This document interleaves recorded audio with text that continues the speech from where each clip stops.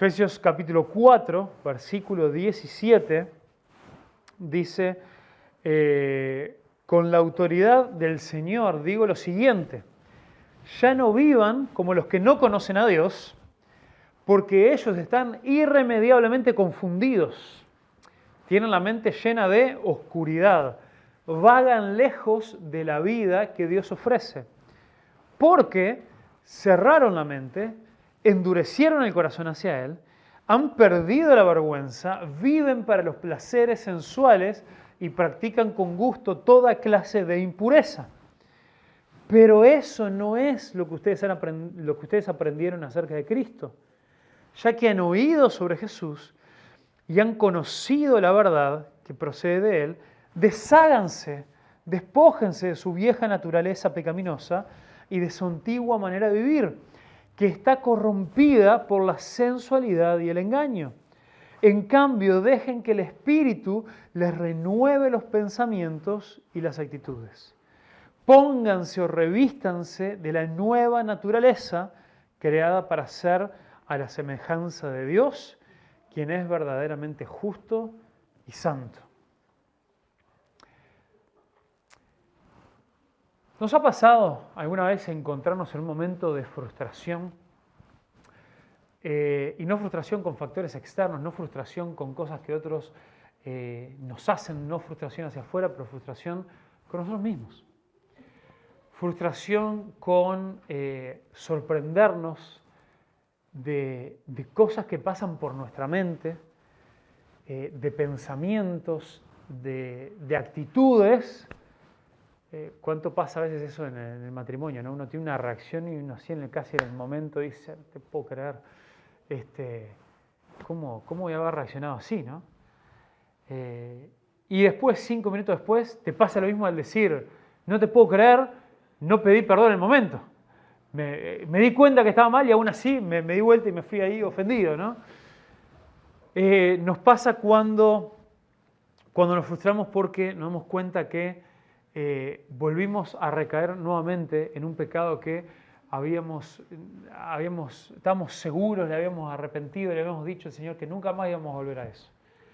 O mucho más nos damos cuenta cuando estamos siendo tentados por algo que hay dentro de nosotros, como dice Santiago, que nosotros somos tentados, no somos tentados por Dios, sino que somos tentados de nuestros propios deseos. Y aún antes de caer en el pecado, nos sorprende y hasta quizá en un momento de reacción nos asusta el darnos cuenta que seguimos deseando las mismas cosas de antes. ¿Hemos tenido algún momento así? Esto es una experiencia que marca nuestro caminar, nuestro peregrinaje en la vida cristiana. Es algo que cada uno de nosotros podemos decir que en diferentes momentos de nuestra vida o a veces diferentes momentos de la semana nos pasa y lo que este pasaje nos desafía es a primero no darnos por vencidos en eso, sino que lo que Pablo quiere que entendamos es que la santificación en la vida del creyente solo es posible al revestirnos intencionalmente con la nueva vida que Cristo nos da. La santificación en la vida del creyente solo es posible al revestirnos intencionalmente con la vida que solamente Cristo nos puede dar. ¿Por qué? Vemos cómo primero hay este ruego del apóstol Pablo que dice, les ruego con la autoridad del Señor lo siguiente. Y ahora estamos haciendo un quiebre porque el capítulo 4 comienza con las partes prácticas, las implicaciones prácticas de la vida cristiana, y hasta ahora, hasta el versículo 16, todo tenía que ver con el cuerpo de Cristo. ¿Se acuerdan? Que venimos hablando varios domingos de diferentes aspectos de la unidad en el cuerpo de Cristo y cómo somos desafiados por el Evangelio a trabajar en nuestras relaciones los unos con los otros, nuestras relaciones dentro de la iglesia. Pero ahora Pablo tiene una gran preocupación por cómo se ven las vidas individuales de los miembros de la iglesia. Porque si nosotros no tomamos cuidado con las vidas individuales de los miembros de la iglesia, jamás vamos a poder actuar bien para con los demás. Entonces, el apóstol Pablo lo que dice es que nosotros, estando, lo que él está observando en la vida, lo que conoce de muchos de los individuos de esta iglesia, y les ruega, dice, les ruego yo juntamente con Cristo, que es este sentido que después la NTV lo traduce con la autoridad del Señor, es como decir, yo estoy seguro que Dios les está pidiendo lo mismo al ver sus vidas, le dice, ya no vivan como los que no conocen a Dios. Y si le está pidiendo eso es porque Él sabe, Él ha visto, Él está entendiendo que muchos de nosotros dentro de las iglesias aún vivimos como los que no conocen a Dios. Y eso es una gran dicotomía, eso es una gran incoherencia. ¿Por qué? Porque le está hablando hace rato a todos aquellos que son parte de la iglesia, a todos aquellos que dicen conocer el Evangelio. Entonces, lo primero que nosotros tenemos que reconocer en nuestro proceso de santificación es reconocer que muchos de nosotros vivimos y llevamos tiempo viviendo como si no conociéramos a Dios. Entonces te pregunto, tu vida, tus pensamientos, tus actitudes, los deseos de tu corazón, ¿reflejan? ¿Son coherentes con lo de una persona que ha tenido un encuentro verdadero, un encuentro real con el Dios viviente y ha conocido la gracia de aquel que entregó a su único Hijo para que muriera en la cruz para recibir el castigo por nuestros pecados? ¿O nuestra vida, si somos sinceros, se parece mucho más a la de aquellos que no conocen a Dios? Pablo nos da algunos elementos más para evaluar si nuestra vida se parece o no a la de aquellos que no conocen a Dios. Dice, porque ellos están irremediablemente confundidos, la mente llena de oscuridad y vagan lejos de la vida. Entonces, ¿cuál es la característica de una persona que no conoce a Dios? La confusión, una mente en oscuridad, relacionado con el tema de los pensamientos, y vagar lejos de la vida que Dios ofrece. Entonces la vida que Dios ofrece es una vida abundante, es una vida plena, es una vida en la cual justamente vamos de victoria en victoria ¿sobre qué? Sobre nuestros pecados. Es aquello que Dios nos ofrece, la victoria sobre nuestros pecados. Pero muchos de nosotros, lamentablemente, si somos sinceros y miramos los patrones de nuestra vida, andamos la mayoría de nuestro tiempo confundidos, nuestra mente no tenemos una dirección a nuestra vida, nuestros pensamientos están en oscuridad, no hay claridad en nosotros, no está la luz de Cristo iluminando nuestros pensamientos. Y la forma en la que nosotros vamos caminando es un camino que no coincide con la vida que Dios ofrece.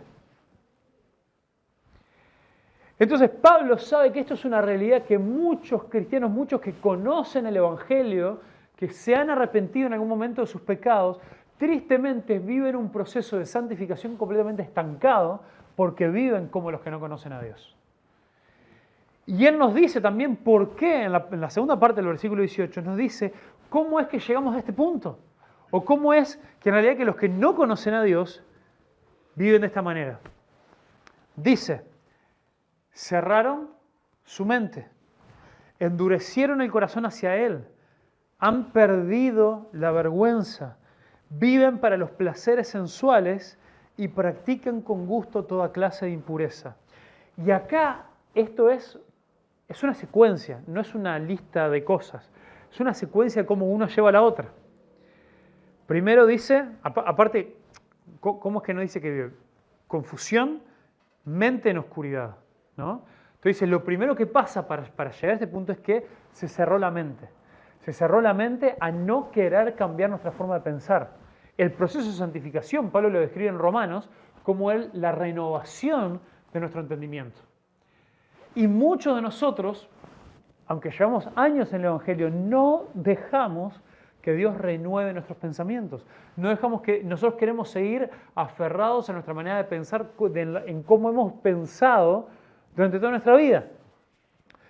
no nos dejamos desafiar en entender de que no podemos seguir con las excusas de siempre, no nos podemos seguir atajando de la misma manera, no podemos seguir procesando las situaciones de nuestra vida, echando la culpa de las cosas a factores externos, seguimos estancados en nuestro pensamiento. Y nuestro pensamiento, si lo comparamos con cómo funciona el Evangelio, no tiene nada que ver. ¿Y qué es lo que hacemos? Nos excusamos. Entonces, cerrando la mente, y cuando cerramos la mente, lo siguiente que se cierra y que se endurece es el corazón. Y este endurecimiento del corazón hace un eco tremendo a Hebreos, capítulo 3, ahí donde lo estuvimos estudiando con algunos hermanos ahí en la escuela bíblica cuando dimos este repaso del curso de membresía, que es una de las razones por las cuales son tan importantes nuestras relaciones los unos de los otros, en el hecho de cómo Dios usa nuestras relaciones para confrontarnos con nuestro pecado, y si no, ¿qué era lo que pasaba? ¿Qué era lo que pasó con el pueblo de Israel en el desierto? Que es el ejemplo que usa en Hebreos. Dice, su corazón se endureció. El corazón del pueblo se endureció. ¿Por qué se endureció el corazón del pueblo? Porque al ser confrontado con su pecado no lo reconocieron. Entonces, esta es otra forma en la cual nuestro proceso de santificación se estanca. Cuando somos confrontados con nuestro pecado y no lo reconocemos. Y nos negamos a eso y lo rechazamos. Entonces pasamos de tener no solamente una mente que no es renovada, una mente que se cierra, pero un corazón que se endurece. Un corazón de piedra. Y estas son las cosas que justamente a qué corresponden a una persona que no conoce a Dios. Entonces, cuando nosotros empezamos a identificar algunos de estos patrones en nuestra vida, debería asustarnos. Deberían empezar a sonar las alarmas por todos lados y decir, no puede ser, yo estoy diciendo ser algo, pero mi vida muestra todo lo contrario. Yo estoy diciendo haber tenido un encuentro con el Dios vivo, pero mi vida, con aquel que me da la vida, pero mi corazón y mi espíritu parecen estar muertos. ¿Y cómo sigue esto? Cuando se cierra la mente, se endurece el corazón. ¿Y qué es lo que sigue a consecuencia? ¿Qué es lo que se pierde? La vergüenza. ¿Por qué? ¿Qué pasa? Cuando los dos lugares por los cuales nos entra la verdad de Dios es a través de la mente y del corazón. Entonces, cuando esas cosas se cierran y se endurecen, después yo ya no siento vergüenza de nada. Nos vemos completamente,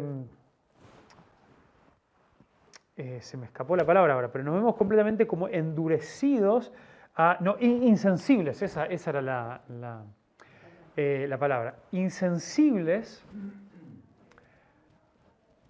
al pecado. Por lo tanto, muchos de nosotros naturalizamos no solamente la cuestión de ser tentados y caer en algún pecado, pero muchos de nosotros, la gran diferencia es cuando uno está luchando con el pecado, con una persona que perdió la vergüenza, y ahí viene lo que dice después, viven en los placeres sensuales y practican con gusto toda clase de impureza, es eso, que ya no hay lucha. Cuando uno pierde la vergüenza, uno deja de luchar con el pecado, y los que no conocen a Dios nunca luchan. Pero es tristísimo ver a cristianos o ver personas que dicen conocer a Dios, pero que teniendo enormes áreas de pecado en su vida no hay lucha alguna. Y que simplemente bajo la excusa de, bueno, nadie es perfecto, todo el mundo peca, se conforman a caminar consistentemente con el pecado y no lo ponen a muerte. Entonces, ya nos podemos empezar a preguntar, ¿en qué área de nuestra vida estamos viviendo nosotros como si no conociéramos a Dios? En la cual cerramos nuestro entendimiento a reconocer que estamos en pecado, nuestro corazón se endureció para que cuando Dios nos confronta con su palabra o a través de algún hermano, nosotros lo rechazamos constantemente, ya no sentimos la más mínima vergüenza por el pecado que estamos practicando y como consecuencia hemos comenzado a vivir en el disfrute de esos placeres. Hemos comenzado a practicar con gusto esas impurezas. O como decimos, es la gran diferencia entre esta expresión que nosotros tenemos de caer en pecado con caminar en una vida de pecado. Entonces, he tenido varias conversaciones con personas que bueno, me alegro que sientan esta tensión y me hayan preguntado, incluso hasta lleguen a dudar de su salvación por lo fuerte que luchan con algunos pecados. Y en realidad digo que me alegra porque una de las señales en las cuales uno puede ver señales de vida es justamente cuando hay lucha. La clave, cuando uno ve, cuando nosotros estamos luchando con el pecado, y luchando me refiero a cosas en serio, me refiero a una actitud activa, una actitud donde la lucha no es que siempre pierdo, ¿no? Sino donde yo veo que hay un patrón, donde hay momentos donde venzo la tentación, donde estoy dando pasos firmes para alejarme de esa tentación, para cambiar esos patrones en mi vida, pero que después hay una vergüenza, hay una culpa grande en los momentos en los que soy vencido por ese pecado. ¿De qué es lo que me habla? Eso me habla de que el Espíritu Santo de Dios está habitando en esa persona y esa persona está luchando con el pecado. Entonces, es normal y es genial que una persona se cuestione, ¿por qué no puede ser que no logro superar esto de una vez y para siempre y que estos deseos, que estas tentaciones sigan habitando dentro de mí? Eso es normal y es lo que habla la segunda parte del pasaje, ya vamos a llegar a eso. Pero lo que más nos debe preocupar y quizá lo que más debería llevarnos a cuestionar lo genuina que sea o no nuestra salvación y nuestro encuentro con Cristo que decimos haber tenido, es cuando no hay lucha. Cuando caminamos sin ningún tipo de problema, sin vergüenza, cuando disfrutamos y justificamos en nuestra mente y en la dureza de nuestro corazón nuestro caminar lejos de la vida que Dios ofrece. Y nos hemos conformado, hemos naturalizado eso. Y ahí en el versículo 20 llega ese gran pero, ¿no? Pero eso no es lo que ustedes aprendieron acerca de Cristo. Ya que han oído sobre Jesús y han conocido la verdad que procede de Él, ahí dice, ya que básicamente nos está diciendo, está contrastando la vida de los que no conocen a Dios con los que sí lo conocen, ¿no? Entonces dice, ya que han oído, creo que hay alguna versión que lo traduce, bueno, si es que de verdad han oído, siempre Pablo ahí como dejando ese bueno, a ver, la cuestión no es tanto lo que ustedes dicen, sino lo que ustedes demuestran, no, si de verdad es que lo conocen y han oído y han aprendido de Él y están en esta relación con Dios, ustedes conocen la verdad que viene de Él. Ustedes conocen cuál es la verdad del Evangelio. Entonces, acá es que comienza la descripción de lo que Pablo entiende como este proceso, el proceso sano de santificación y la lucha con el pecado. Es un desvestirme y vestirme, ¿no? Es ese proceso de, miren, qué frío que hace ahora y hermanos, si alguno está preguntando qué pasa que no está prendido el aire, bueno, ya los domingos pasados ha quedado comprobado que está roto, así que esta semana espero que podamos traer al técnico para que lo pueda solucionar y que disfrutemos el resto del invierno con el aire prendido y volvamos a nuestro problema anterior que era, ¿cuándo se van a dar cuenta que hay que apagarlo porque tenemos calor? Qué lindo problema, ¿no? Qué lindo cuando teníamos ese problema. Bueno. Estos días que pasé ahí en Buenos Aires, hermanos, esto es el veranillo ahí que se nos viene la semana que viene comparado. Buenos Aires siempre había por lo menos 5 grados menos de lo que había acá, yo iba comparando ahí, ¿no? Nos levantamos ahí al desayuno, salíamos con menos 4 grados y además en las habitaciones eran de esas barracas grandes, ¿no? Con un montón de cuchetas, donde no había nada de calefacción. Había aires como estos, así que no sirven y que algunos han aprendido que te tira aire frío, ¿no? Entonces, bueno, hermanos, yo tomé una decisión así radical. No, al contrario, yo una cebolla, un poroto lo mío. Yo 7 capas, así por el número de la perfección, a ver si el número de la perfección me ayudaba. Tenía remera, tenía camisa, tenía este buzo, después tenía el cangurito ese celeste blanco que tengo, después tenía la campera de Hechos 29 y después tenía, tenía el otro busito más finito que tengo, y por último tenía esta. Si ahí no nombré 7 cosas, me falta alguna, pero yo las conté en ese momento, eran 7, ¿no? Y ni que hablar, en ningún momento tuve menos de 2 pares de medias en cada pie. Entonces, una decisión que también ustedes me pueden juzgar, pero así, por supuesto, y estaba que agregado, hermano, de lunes a miércoles no me bañé. Es que no hay, pero absolutamente nada en este mundo que me haga pelar así, y menos al uno. Yo estaba seguro que al fondo, esos eran cuartos así medio grandes y a veces tenían una curva, estaba seguro que yo así como para el fondo iba a encontrar ganchos de carne que la carnicería del barrio estaba usando como cámara de frío, ¿no? Bueno, eso. Entonces, ¿pero qué pasa? Después uno llega a casa, así, y ya hay una necesidad de despojarse de esas vestiduras que ya no son útiles cuando uno tiene la posibilidad de tener otro tipo de calefacción, ¿no? Entonces, en nuestra vida, a ver si la imagen les quedó ahí, en nuestra vida lo que Pablo propone es lo mismo. Es entender de que nosotros venimos con las ropas viejas de nuestra vieja naturaleza y que las ropas viejas con las ropas nuevas de Cristo, de la nueva naturaleza y de la vieja naturaleza, conviven, pero está en nosotros, con el poder del Espíritu de Dios, despojarnos, sacarnos eso y no quedarnos desnudos, sino ponernos, revestirnos de la nueva naturaleza que Cristo nos ha dado. Porque, ¿qué es lo que pasa acá? Cuando nosotros venimos a Cristo, cuando nosotros conocemos a Dios de verdad, lo que termina pasando en nosotros es que Él nos da una nueva vida, pero nosotros seguimos en el mismo, lo que Pablo llamó en Romanos 7, ¿quién me librará? Dijo él, ¿se acuerdan de este cuerpo de muerte? ¿A qué se refería? Él no se refería a un cuerpo que se va a morir, que va a morir y que después... A él lo que se refería es este cuerpo físico en este mundo, antes de que Dios haga los cielos nuevos y la tierra nueva, que sigue bajo los efectos del pecado y el cual Cristo me ha dado una nueva vida, me ha dado un nuevo espíritu, una nueva vida, me ha revivido espiritualmente, pero no me ha dado un nuevo cuerpo.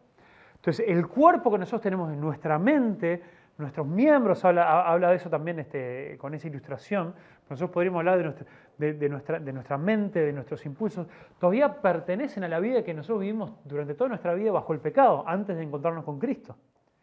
Entonces hay un montón de patrones, hay un montón de costumbres, hay un montón de cosas de nuestro pasado, de nuestra vieja manera de vivir, de la cual nosotros estamos acostumbrados y hasta hay cosas que las hacemos hasta por inercia, podríamos decir, ¿no? Por eso es la razón de que yo estoy seguro que sin una mala intención hay personas que a veces hablan de una manera, en la iglesia se acostumbran a cómo tenemos que hablar, a no decir malas palabras, esto, aquello, lo otro, pero después cuando se vuelven a juntar con su familia o van con su grupo de amigos, no es que hay una decisión consciente de decir, yo ahora, ¿para qué? Para caer bien, para no sé qué, etcétera. Y no hay todo un razonamiento voluntario de decir, bueno, ahora voy a empezar a decir malas palabras porque quiero ser un falluto y vivir una doble vida. No, tiene que ver con esos impulsos que vienen de lo que el cuerpo de uno, la mente de uno venía acostumbrado. Aunque hayamos tenido un verdadero encuentro con Dios. Entonces lo que dice es, bueno, vos tenés que ser intencional con eso, tomarlo, esas vestiduras que están en vos, y despojarte de eso. Deshacete de eso. Deshacete de esa vieja naturaleza a la cual estamos revestidos. Tenés que agarrarla ahí todas las mañanas. Señor, lo que queda de mi vieja naturaleza acá, yo decido voluntariamente y en el poder de tu espíritu me deshago de esto. Entonces es la antigua manera de vivir que está corrompida por sensualidad y engaño. La sensualidad no está hablando solamente de cuestiones sexuales. La sensualidad está hablando del tema de los deseos, de las cosas que deseamos, de cómo Dios en ese proceso de santificación y de renovación va cambiando también nuestros deseos. Entonces, por eso lo que yo les proponía es que la santificación en la vida del creyente es posible al revestirnos intencionalmente con la nueva vida que Cristo nos da. ¿Por qué? Porque nosotros intencionalmente tenemos que poder analizar qué deseo que estoy teniendo ahora viene de mi vieja vida y no corresponde con la de alguien que conoce a Cristo. Entonces, si yo identifico un deseo que no corresponde con alguien que conoce a Cristo, lo identifico y digo, bueno, a ver, yo soy una persona que en este tipo de situaciones me identifico un deseo de ser reconocido y de ser alabado y por lo tanto de enorgullecerme. Bueno, cuando yo lo reconozco, tengo que identificar como que eso no pertenece a la nueva naturaleza que Cristo me ha dado y por lo tanto lo tengo que rechazar. Tengo que despojarme de eso intencionalmente y revestirme de lo que proviene de la naturaleza de Cristo, que en este ejemplo sería la humildad de Cristo. Y eso es lo hermoso de este entendimiento que lo hemos hablado muchas veces, de que lo que pasa en la cruz muchas veces se le ha llamado la doble sustitución, o el doble intercambio en realidad, fue como Martín Lutero lo describió. Describió en el proceso de justificación en la cruz un doble intercambio. Nosotros solemos pensar principalmente en cómo Jesús toma nuestro lugar, es de lo que más hablamos cuando hablamos de la cruz, Jesús tomando mi lugar. Pero en ese acto, y cuando nosotros venimos a Cristo y le entregamos nuestra vida, es Cristo quien nos da su posición en Dios. Y de eso podríamos decir que es de lo que se trata todo el primer capítulo de Efesios, cuando son todas las bendiciones espirituales que hemos recibido en Cristo, que están en los lugares celestiales, y como nosotros ahora en el presente, dice la Biblia, que ya estamos sentados en los lugares celestiales. ¿Eso qué significa? Que en Cristo hemos recibido también todos los privilegios de hijo, del Hijo de Dios, y Cristo nos ha hecho coherederos con Él. Entonces, de la misma manera que Cristo toma mi pecado, Él me otorga en la salvación ¿qué le he puesto el pecado en términos bíblicos? Su justicia. Excelente. Entonces, Él me otorga su justicia. Entonces, yo ahí es que puedo decir, bueno, de la nueva naturaleza yo intencionalmente rechazo el pecado, rechazo esa sensualidad y ese engaño de lo que el pecado promete, y yo me revisto de lo que Cristo me ha dado, que es su justicia. Me revisto posicionalmente para entender que soy un hijo de Dios, que soy amado por Dios, que soy perdonado por Dios. Pero también entender de que ahora, dijo Pablo, ya no vivo yo, sino que Cristo vive en mí. Que ya no se trata de mis pensamientos, de mis deseos, sino que yo tengo que ser intencional en decir, Cristo, ahora yo quiero tener tu mente, quiero pensar como vos pensás, quiero desear lo que vos deseás. Y quiero rechazar todo tipo de pecado o todo tipo de pensamiento, actitud que ahora me lleva a eso. Y ahí es lo que vemos en el versículo 23, dice, en cambio, dejen que el Espíritu les renueve los pensamientos y actitudes. De vuelta, acá hay una conexión, casi como si lo hubiera escrito la misma persona y el mismo Dios lo hubiera inspirado, con Romanos 12. Donde en Romanos 12, ¿qué es lo que dice? ¿Se acuerdan? Renovados por...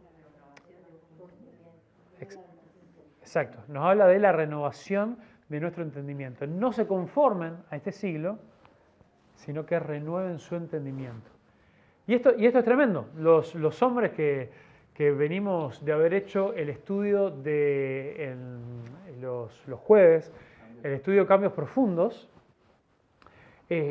esa es la base de ese estudio, de que si nosotros intentamos cambiar de afuera, o sea, nuestras actitudes, nuestras cosas visibles hacia adentro, y queremos que esas cosas, forzar cambios externos para que después cambie nuestro corazón, no vamos a llegar muy lejos. Es lo que muchas veces nosotros llamamos una religiosidad vacía y hueca, ¿no? Es simplemente modificar comportamiento externo y visible y el corazón queda sin cambiar. Entonces, ¿cómo es el proceso de santificación que viene a través de revestirnos de la nueva naturaleza de Cristo? ¿Cuál es nuestra parte? Dice ahí, dejen que el Espíritu les renueve pensamientos y actitudes. Y la parte lo dice en ese orden. Primero los pensamientos, lo que viene de adentro, lo que viene del corazón. Y eso va a llevarles a renovar las actitudes.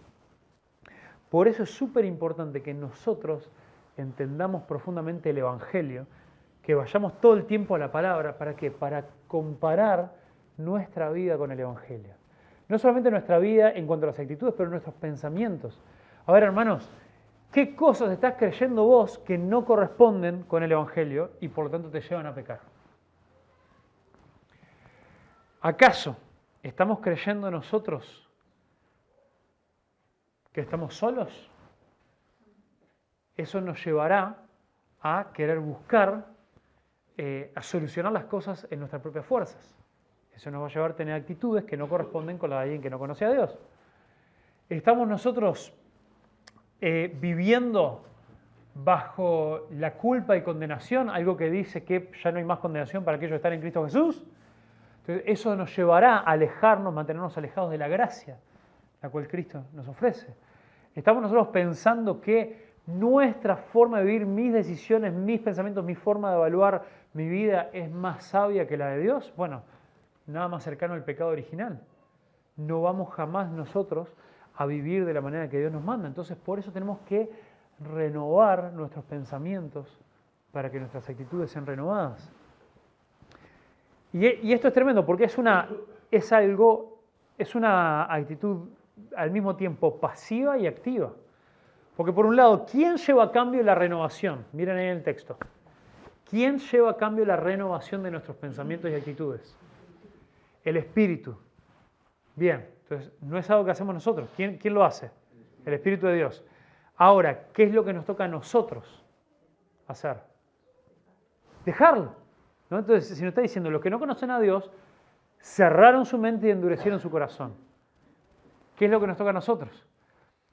Es esa entrega a decir, Señor, yo no puedo, yo no lo voy a lograr, pero acá, bueno, destranco mi mente, queda mi mente abierta para que vos confrontes y renueves mis pensamientos y mi corazón también queda dispuesto también a ser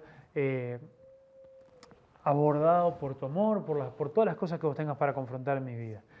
Entonces, es dejar que el Espíritu nos renueve y después también viene en esta imagen del desvestirnos y volvernos a vestir, también una responsabilidad nuestra, que ahí hay un imperativo en el versículo 24 que dice, pónganse la nueva naturaleza, creada para ser a semejanza de Dios, quien es verdaderamente justo y santo. Entonces, también varias cosas acá tremendas, ¿no? La nueva naturaleza, de vuelta, son metáforas, son imágenes que Pablo está usando. Claramente, si alguien recibió la nueva naturaleza de Dios, es algo que el Espíritu Santo ya habita en nosotros y nosotros ya tenemos esa nueva naturaleza.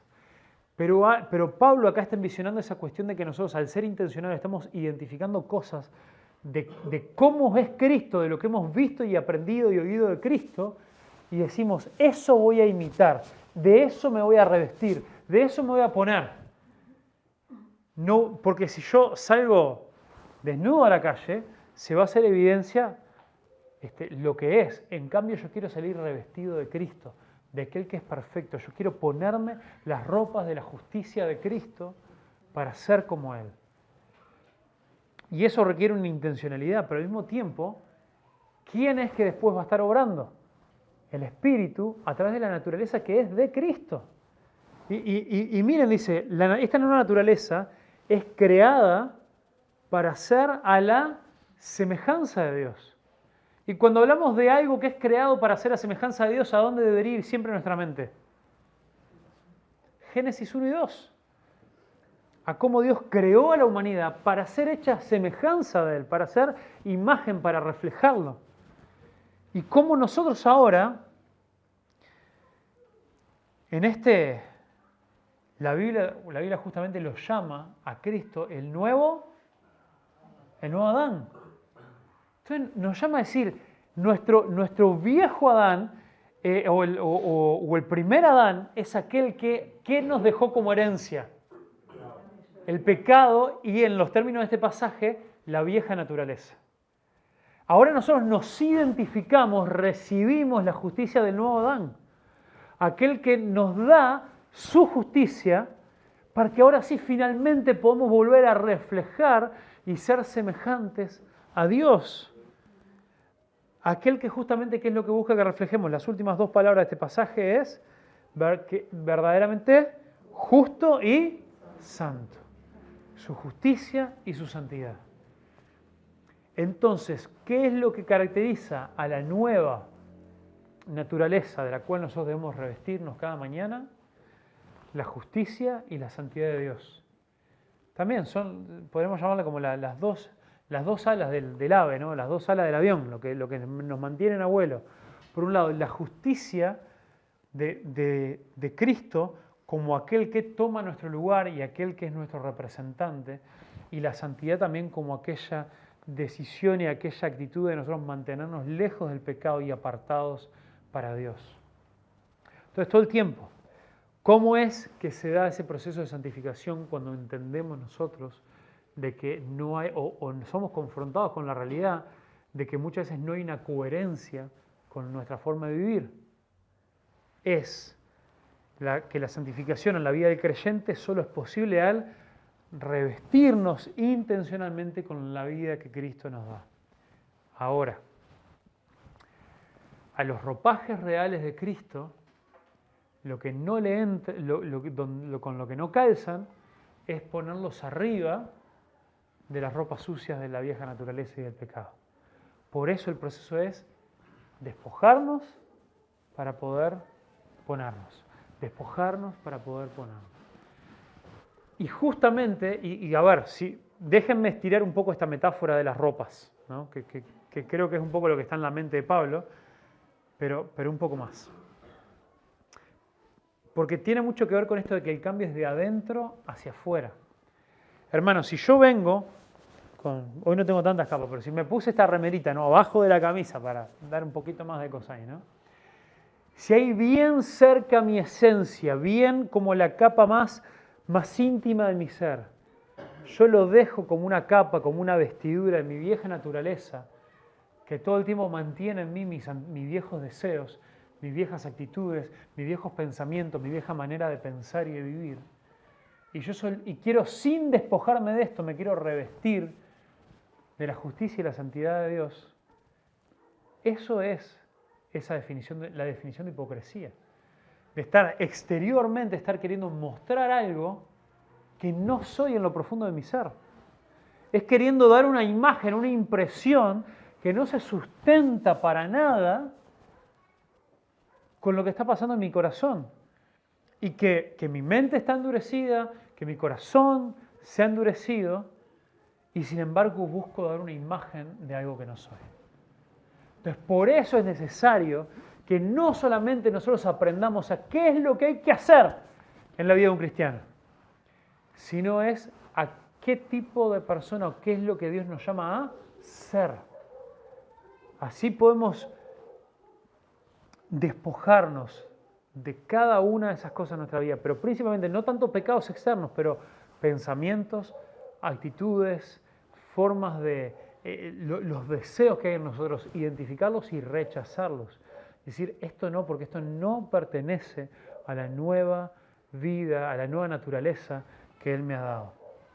Y de esa manera es que vos y yo vamos a poder avanzar y destrancarnos de nuestro proceso de santificación. Entonces, si vos te preguntas hoy, ¿por qué es que estoy trancado en mi proceso de santificación? ¿Por qué es que crecí hasta cierto punto y siento que acá la quedé? Quizá es porque estás buscando revestirte de cosas o empezar a producir cambios en tu vida y nunca te dispusiste a despojarte de aquellas antiguas maneras de pensar que no corresponden con la nueva naturaleza que Dios nos ha dado. Entonces, por lo tanto, por afuera queremos que algunas cosas se vean bien, pero apenas hacemos así, el hedor apodrido empieza a surgir porque estamos queriendo que convivan la luz con las tinieblas. Y eso solamente corresponde a alguien que dice conocer a Dios pero que no lo conoce. Entonces somos desafiados a poder hacerlo. ¿Y cómo es que lo podemos hacer, hermanos? Solamente al revestirnos de la nueva vida que Cristo nos da. Lo cual nos lleva siempre al Evangelio, hermanos. Solo un verdadero conocimiento de Dios y la verdad de Cristo nos permite deshacernos de la vieja vida y recibir la nueva vida que procede de Él. Solamente un verdadero encuentro con Dios es la clave, es lo que está en el centro de este pasaje, en el versículo 20. Eso no es lo que ustedes aprendieron acerca de Cristo, ya que han oído sobre Jesús y han conocido la verdad que procede de Él. ¿Cuál es la verdad que procede de Él? La verdad que procede de Él es el Evangelio. Jesús dijo, la verdad, conocerán la verdad y la verdad los hará libres. Esa es la verdad que procede de Él, la verdad del Evangelio y la verdad que nos confronta con nuestro pecado y la verdad que nos lleva a tomar nuestra cruz y seguirle. Entonces, hermanos, hay esperanza. ¿Por qué? Porque Cristo se ha revelado. Hay esperanza porque la verdadera santificación, el verdadero cambio en nuestra vida viene a través del conocimiento verdadero de Cristo y Cristo se ha dado a conocer. Hay esperanza porque lo que nosotros hemos oído sobre Jesús es verdad. Hay esperanza porque lo que Cristo cumplió en la cruz es fiel y duradero. Hay esperanza porque Él, a los que nos hemos arrepentido de nuestros pecados, nos ha dado la nueva vida, nos ha dado un nuevo comienzo. Hay esperanza porque no somos nosotros quienes hacemos la obra, sino su Espíritu que obra en nosotros cuando nosotros le dejamos obrar. Hay esperanza porque esto no se trata de aquellas cosas que nosotros queremos, de querer dar una imagen sobre algo, sino que hay esperanza porque se trata de lo que Cristo quiere hacer en nuestro corazón y que las actitudes externas se vean como consecuencia de la obra del Espíritu Santo en nosotros. Hay esperanza porque la obra en la cruz la hizo Cristo y no nosotros. Entonces, en este día podemos mirar a Cristo con esperanza. Podemos mirar a esa cruz reconociendo de que si no fuera por Él, estaríamos completamente perdidos. Y el Señor nos llama a que le busquemos y le busquemos de todo corazón.